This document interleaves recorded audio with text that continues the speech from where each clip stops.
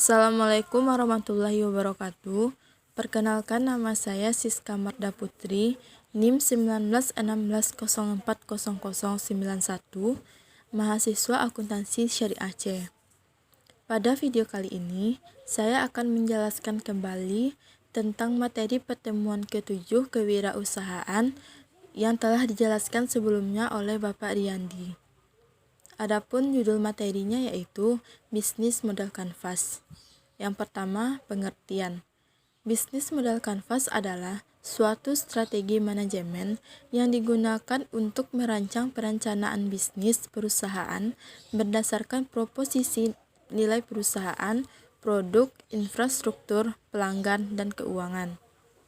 Pertama kali diciptakan oleh Alexander Osterwalder pada tahun 2005.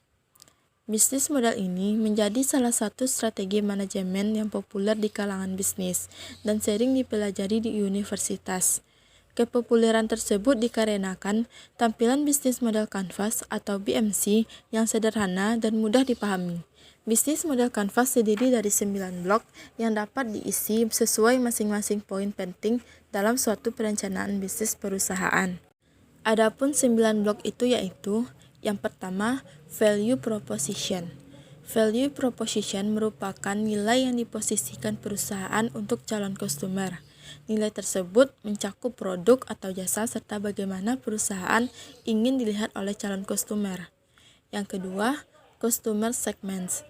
Dalam suatu bisnis, customer menjadi salah satu komponen penting.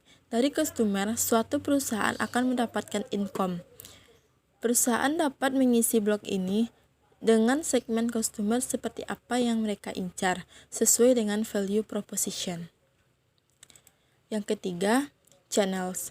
Setiap perusahaan memerlukan sarana atau cara untuk menyampaikan jasa atau produk mereka kepada customer.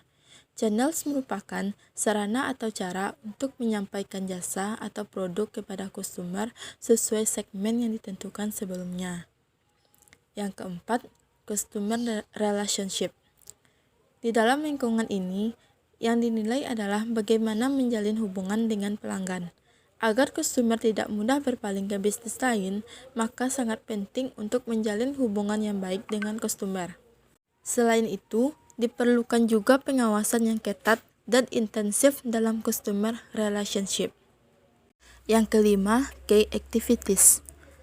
Ada banyak aktivitas yang harus dilakukan perusahaan dalam menghasilkan produk atau jasa serta bertahan di tengah kompetisi.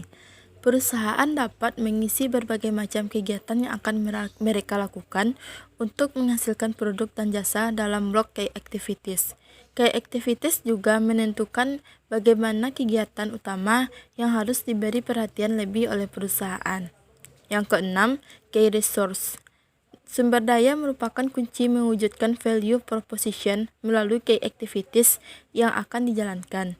Dalam key resource, perusahaan dapat mengisi dengan sumber daya apa saja yang mereka miliki, baik tenaga kerja maupun benda mati seperti perlengkapan dan peralatan. Yang ketujuh, key partnership. Tidak mungkin perusahaan akan mampu berdiri sendiri tanpa bantuan relasi dari pihak lain, baik customer maupun pemasok bahan utama. Untuk memperlancar relasi yang terjaga dengan baik, perencanaan bagaimana relasi akan berjalan ketika eksekusi bisnis. Key resource dapat diisi dengan pihak-pihak mana saja yang harus diajak bekerjasama mencapai tujuan. Yang kedelapan, revenue stream. Selain kegiatan penting yang telah dijabarkan dalam key activities, perusahaan harus menentukan bagaimana mereka akan mendapatkan profit atau keuntungan dari key activities yang akan berjalan berdasarkan value proposition. Revenue stream menjelaskan bagaimana perusahaan mendapatkan keuntungan ketika bisnis telah dieksekusi.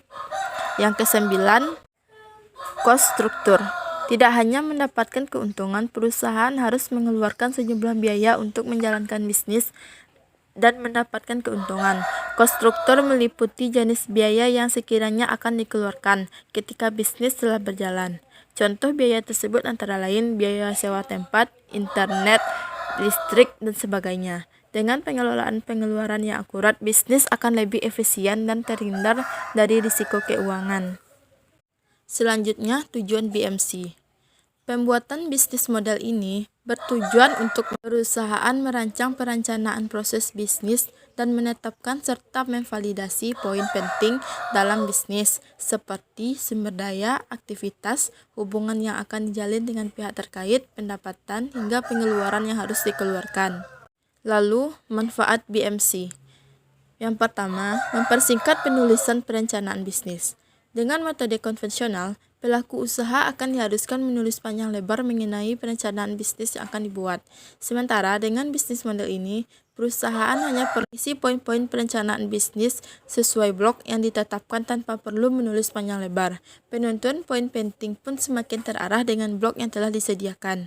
Yang kedua, mengurangi risiko kekeliruan dalam eksekusi bisnis. Secara tidak langsung, bisnis model ini dapat dijadikan dokumen blueprint perencanaan bisnis untuk perusahaan.